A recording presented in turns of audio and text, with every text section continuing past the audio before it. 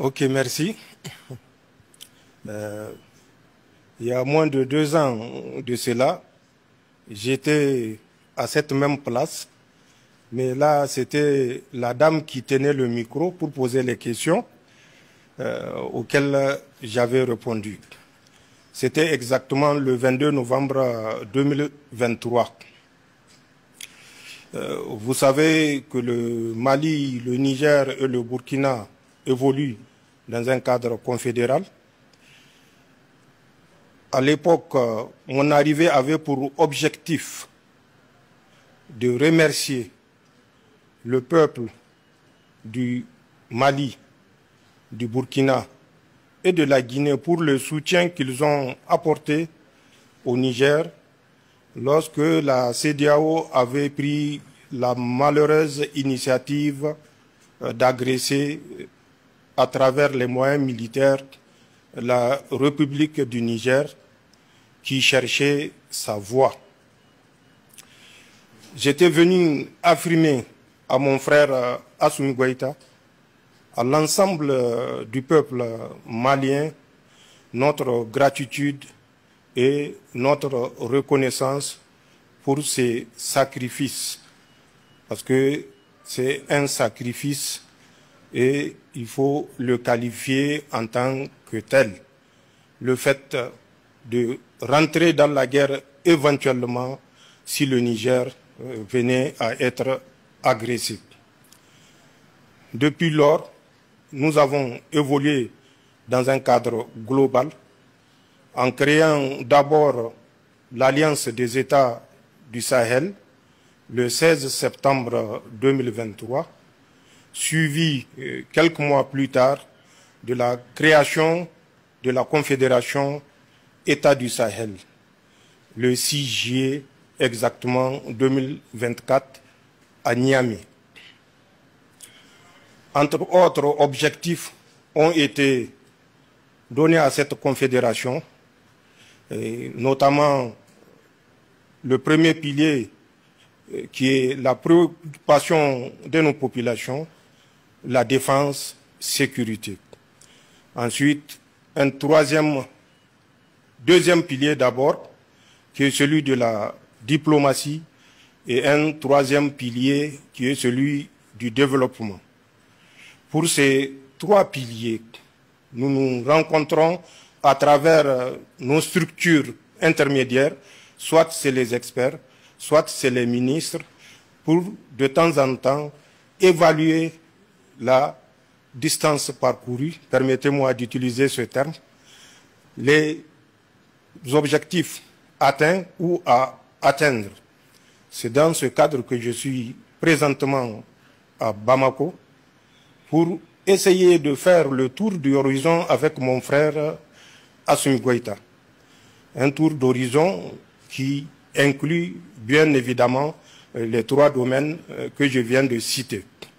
Vous êtes certainement au courant, comme tous les peuples de la Confédération, de notre volonté de créer et consolider une force unifiée dont l'état-major est déjà opérationnel. Les bataillons sont constitués et seront opérationnels, si on peut dire opérationnels, puisqu'ils le sont déjà à travers des opérations bilatérales ou multilatérales que nous avons conduit, que nous avons eu à conduire, soit avec le Mali, soit avec le Burkina, ou les 3 pays ensemble.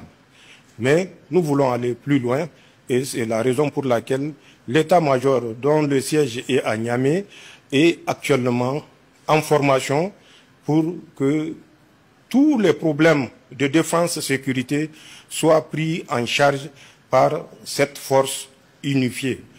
Pour ce qui est de la diplomatie, vous le voyez, que ce soit aux Nations Unies ou dans toute autre rencontre d'intérêt, nos représentants gardent la même position, prennent les mêmes décisions. C'est la volonté de notre confédération et c'est en ce sens que les ministres travaillent nuit et jour.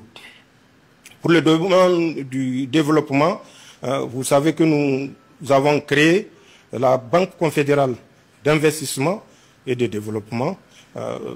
Je ne vais pas rentrer dans des détails, puisque bientôt nous allons nous retrouver une fois de plus à Bamako pour déterminer avec précision le contour du fonctionnement de cette banque.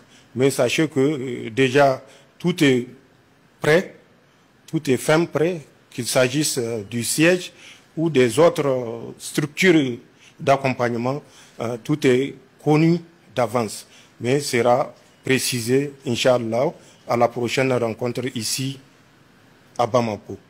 Je n'aimerais pas aller dans d'autres détails, qui sont des détails plutôt discrets, à l'image de mon arrivée, qui devait être sur la pointe des pieds, mais j'ai découvert que les journalistes étaient déjà au courant que j'arrivais. Je ne sais pas comment ça s'est passé, mais c'est su, et vous êtes là présent, vous êtes la preuve que c'est su. Donc il y a des domaines, bien sûr, qu'on ne peut pas évoquer ici, mais il y a des domaines d'intérêt que nous avons passés en revue et que, Inch'Allah, à la prochaine rencontre, vous saurez davantage. Voilà, en quelques mots, l'objet de ma visite. Une fois de plus, merci au vaillant peuple du Mali, merci au vaillant peuple du Burkina, merci au vaillant peuple du Niger, peuples qui ont permis de prendre l'ascendant et désormais de conduire la révolution. Il n'y a pas autre qualificatif que celui-là. C'est le peuple du Sahel qui conduit la révolution. Et Inch'Allah, avec le peuple comme guide, le succès est au bout du chemin. Merci beaucoup.